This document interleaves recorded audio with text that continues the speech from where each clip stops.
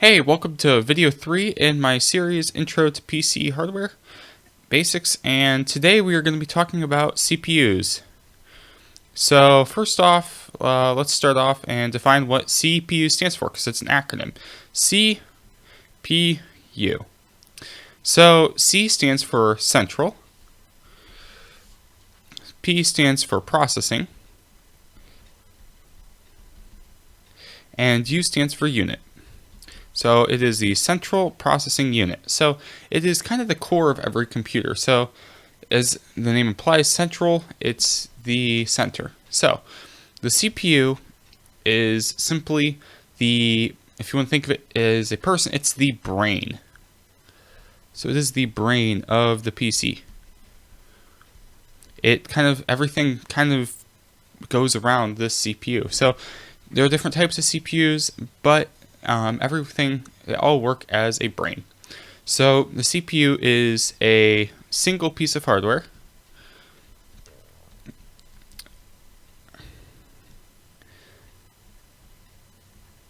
And it is what does the logic in the PC. So it is the logic chip, if you want to think of it.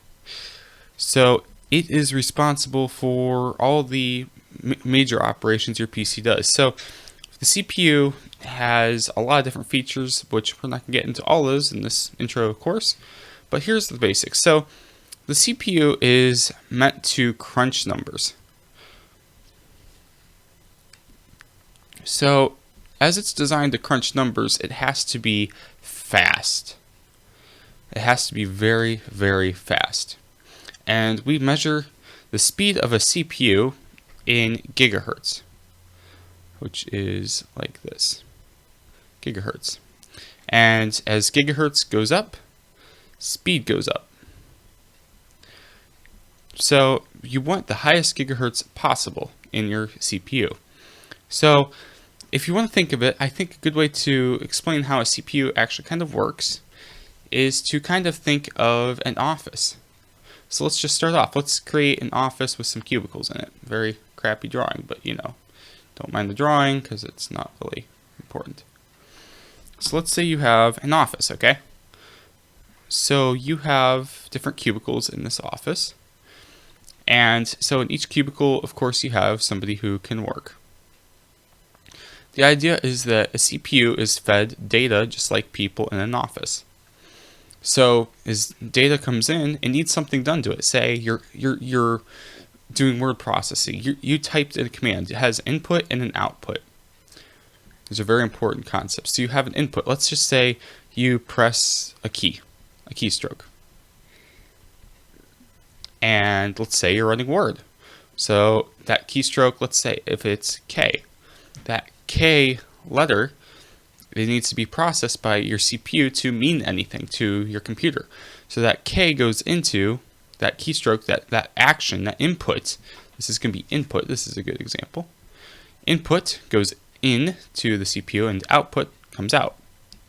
And the fundamental idea of a CPU is that it makes sense of this input and gives you a usable output. So even you just pressed a button.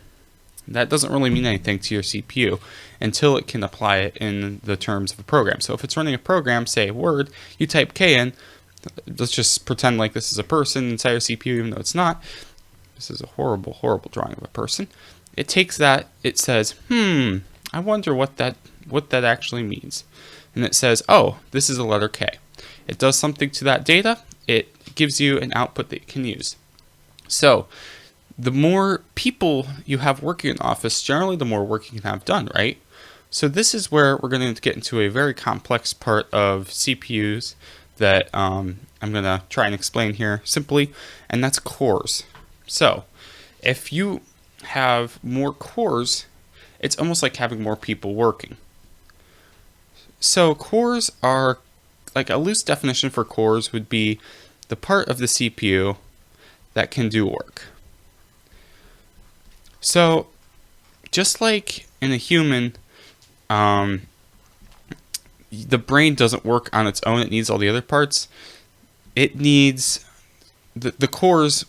The cores need all different types of different parts to make them work. So if you want to think of it, the cores kind of are the brain. If you have a human brain, which I'm not going to try to draw one because I'm horrible at drawing, but that brain, which is fundamentally very different. Wow, this does not look like an arm. The brain relies on the body.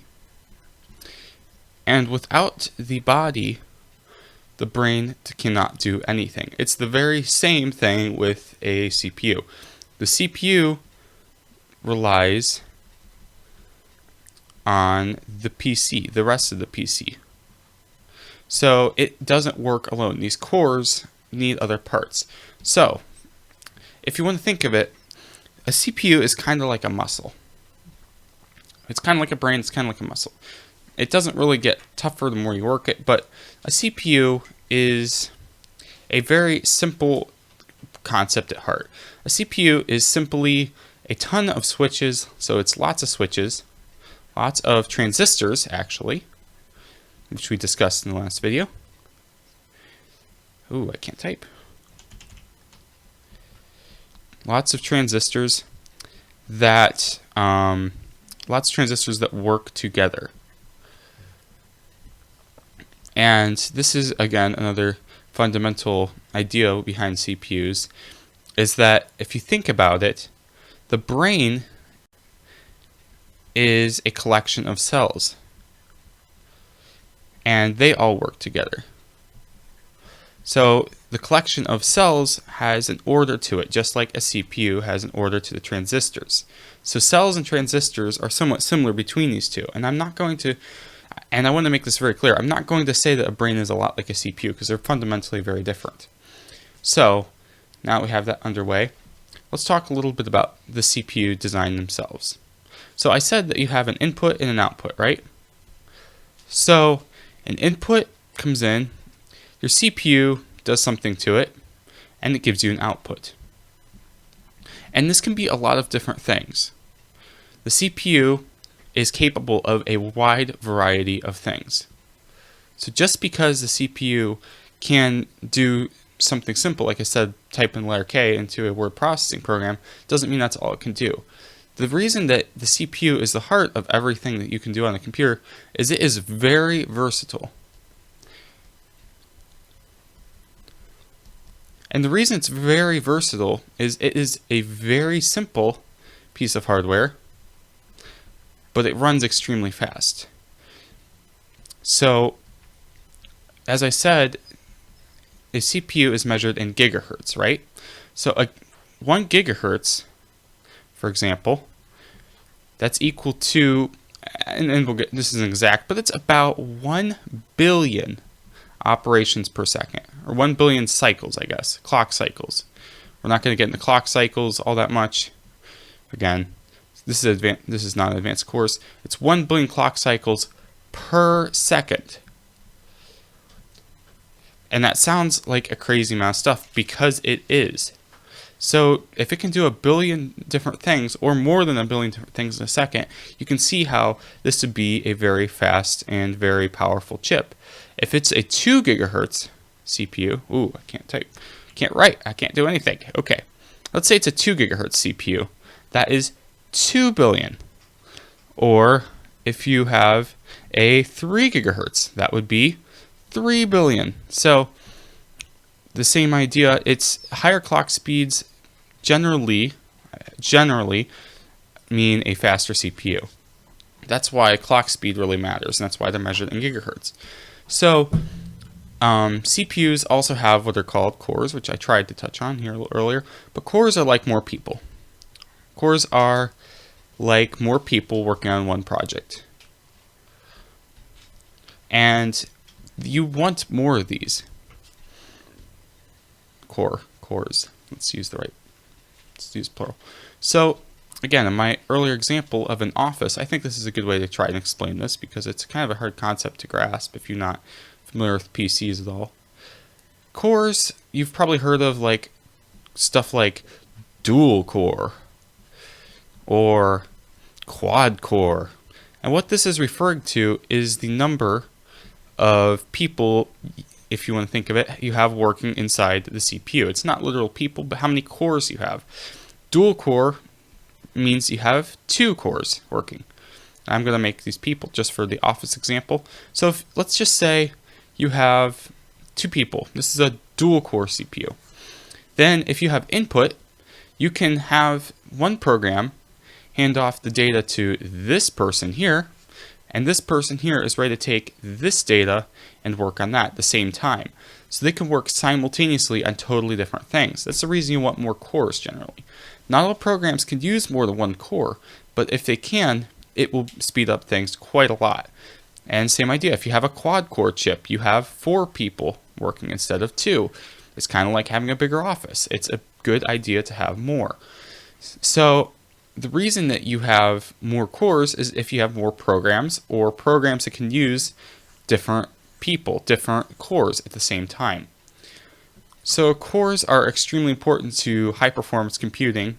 And for example, the CPU I'm actually running right now is an 8-core CPU. What that means is that there are 8 different parts that are working, and every one of those 8 can work on a different program at once.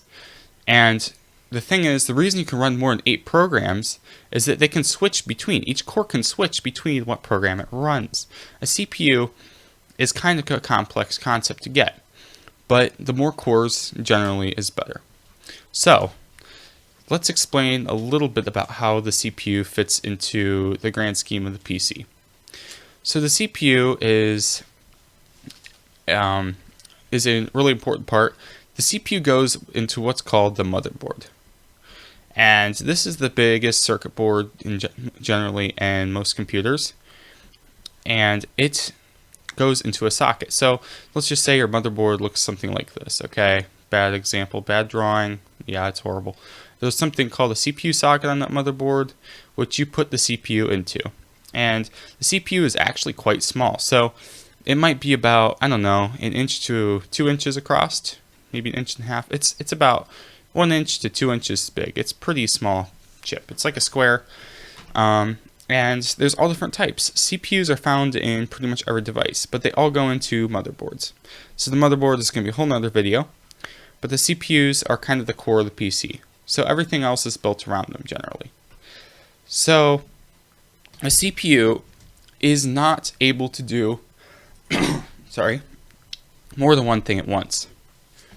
And so this is why that thing, clock speed, really matters. So just like our worker, let's take our worker from earlier. Let's say that our core, for example, one core, for sake of the argument, doesn't really matter. Let's call this dude Jeff. Jeff here is a worker at an office. Let's say that you want him to work on this one paper, or this one report, sorry. So if he is supposed to work on this one thing, he can do that. He can spend all of his time working on this one thing. But let's say that you also want Jeff to work on something else at the same time. How could he do this? If a CPU core can only work on one thing at once, he can't do this unless he's smart and he splits his time. Let's say he goes to here and he switches over to this really fast, and he switches back and he switches to this. If he keeps doing that, he'll look like he's doing them both at the same time. He will do them slower, but he can do that. Let's say this is a program. This could be, let's call this Firefox. I don't know why. Why not? Let's say this is Firefox. If you have Firefox, you can run that on one core and simultaneously run Microsoft Word. The reason you can run both programs at once is because your CPU can switch between them extremely, extremely fast. And that's the reason that CPUs need to be fast in today's day and age. If CPUs were slow, you'd notice the difference in lag between going between these two programs. If it's fast, it does not matter. So that's kind of a critical part in CPUs. Also, CPUs generate a lot of heat, which kind of stinks. So that means that they need usually a cooling system of some type. And a cooling system can be complex or simple. Again, we'll talk about this more when we talk about cooling, but they generally do get hot. And since they do run on transistors, obviously we want to cram more of those in, and that requires lower and lower power draws and lower transistors as we'll try to cram more in. So CPUs have transistors, and those transistors switch very, very fast. Actually, maybe link to a Science Studio video on CPUs. It's also very, very good. So highly recommended. Cooling systems, two of them I'll just go over real quick. You can have air coolers or you can have liquid cooling. So again, both have their ups and downs, but those are just two examples of cooling for CPUs. So CPUs are pretty basic at the core. I'm not going to get into the specifics. There's a lot of complex stuff, but the basic concept is very easy to understand. And there are two brands of CPUs that are out there today. There is AMD and there's Intel. So let me change color because this is Team Red and Team Blue because nobody likes. Yeah, Intel. Whoa, what is that? That's horrible. Wow. Whoa, what did I do? I don't know what I just did. This is not good. And I screwed up my canvas. Oh, crap. Okay. Let's go back. Yes, that's more like it. Okay. I messed up my canvas there. And Intel. So AMD and Intel have been enemies for a very long time. AMD and Intel have been around for very, very long. So let me retry that. Wow, not any better. You know what? There we go. So AMD and Intel have been enemies for quite a while. AMD has always been the underdog until recently, but they both work on CPUs for desktops and mobile and stuff like that. So CPUs are really used in every device. AMD makes CPUs that have traditionally been higher core counts, but they've been slower. So they kind of are more the budget, but that's kind of changed as of recent years, kinda. So I'm just gonna say kinda. It's not truly. Intel's always been more expensive, traditionally. More money, more expensive, and generally faster overall. And that's kind of changed as well. Kinda. So that might change a lot. We'll see how that goes, but that's kind of a generalization. And these two manufacturers both work on what I'm going to call basically our instruction set. So they work on one type of CPU. So one type of CPU that's very common is the x86 based CPUs. And this is found in most desktops. So this is kind of refer to the different things that the CPU can do. Traditionally, I think it had 86 instructions. That's been since extended, but that's not important. The CPUs had 86 instructions, and originally AMD actually owns the patent for x86-64, which is our current architecture. I'm not going to get into bits and all that. What it means is that desktops and laptops generally run on a different desktops and laptops are different than mobile, and that's very important. So desktops and laptops are different than mobile, and what that means is that mobile CPUs, such as the ones in your phones, they generally run on something called ARM. Now, ARM is a very efficient CPU architecture, which means the way it's designed, the way the transistors are laid out, all that stuff. As far as an architecture, it's extremely efficient. And that's a good thing for ARM. That means that it's good for battery powered and stuff like that. They generally can have high core counts, which means that they can pack a decent amount of performance in and still for the same amount of power. And x86 has traditionally been raw power. And the reason it can be more powerful is that these are generally either plugged in or desktops or laptops, which have a lot more flexibility. Wow, that butchered that. They have a lot more flexibility in what they can do.